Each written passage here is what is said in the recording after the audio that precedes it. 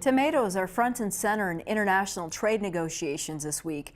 The Tomato Suspension Agreement, a deal in place for more than 20 years, is expected to end this month. It's a small slice of the conversation taking place when it comes to trade between the United States, Mexico, and Canada. Earlier this week, I learned more about how it could impact local produce distributors. I met with Jaime Chamberlain, a longtime distributor in Nogales, who also serves on the Arizona-Mexico Commission. His family has moved produce from Mexico to the U.S. for more than 40 years. In a year, the majority of tomatoes consumed in America come from all across Mexico. Chamberlain told us how the current cross-border trade system transports produce from farm to table in a matter of days.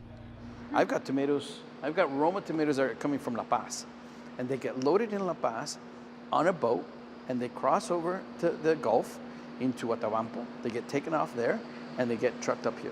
Yeah. If the Tomato Suspension Agreement ends as it's expected to, that means a new tax on tomatoes crossing the border. As of right now, the Department of Commerce has allowed the Florida growers to withdraw from that agreement, and as of May 7th, any importation of Mexican tomatoes will be subject to duties.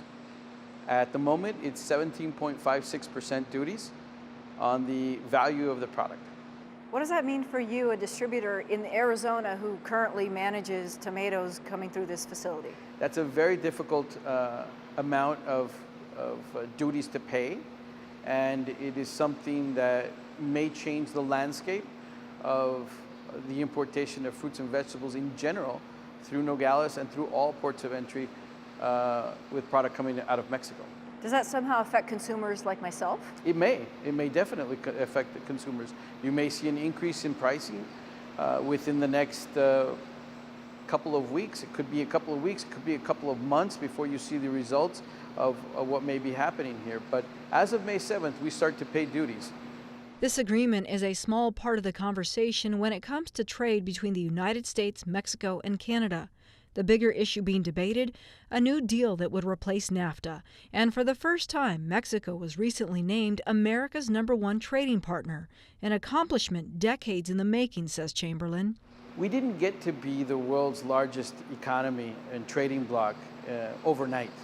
The United States and Canada and Mexico together became the largest trading bloc in the world.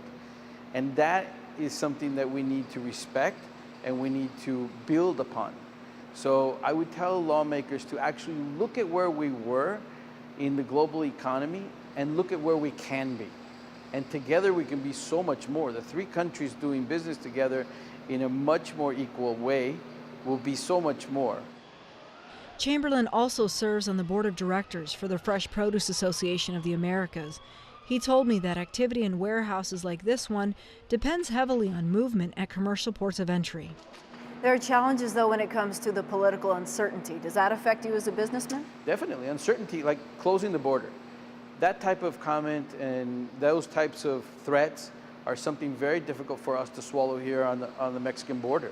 In the United States, we are very much, at least our business, we're very much in tune with contracts. So we have deliveries to make to our customer base in the United States, whether it's a retailer or a food service company or a wholesaler across the United States. We depend on the continuity and the efficiency of our ports of entry. Chamberlain also takes issue with a recent move by Customs and Border Protection to redirect some customs officers to help Border Patrol process asylum seekers. For us, it's very, very disheartening because we believe that those customs officers have a very specific duty and a very specific mission when it comes to international trade, and they just can't be swapped out one for the other. There are more than 1,000 trucks that cross through these ports of entry. 40 to 50 of them, and this is per day, will end up here at your warehouse. The uncertainty that you feel, is it felt on the south side as well? Well, in the last couple of months, we've been averaging anywhere between 1,600 and 1,800 trucks a day here. And there's been some days where we've hit almost 2,000 trucks a day. And I think that there's certain reasons why that happens. Obviously, the season that we're in right now out of Sonora is increasing right now with specific products. But I think we're also seeing from other ports of entry that have other issues worse issues than what we have here in Nogales, those trucks and those commodities are now coming through our ports of entry. You know, what's going on in El Paso and in Ciudad Juarez and in Laredo, those are major issues that are costing the American economy millions and billions of dollars. That's something that shouldn't be happening. Those wait times that are at those ports of entry are just astronomical. And there's just products coming into the United States to be consumed by American and Canadian consumers. Federal lawmakers have yet to sign and ratify the United States-Mexico-Canada agreement. Despite the lack of action in Washington, Chamberlain says it's business as usual here along the border. All the other stuff that's going on in the media, I tell you what, we really don't have time to listen to it because we have so much pressure to move the perishables that we have. Our trade agreements have made it so that there's a whole generation that doesn't know, hey, you can't have strawberries today because they're out of season. They won't know that. And that's great. That's great for consumers and it's great for food education in general.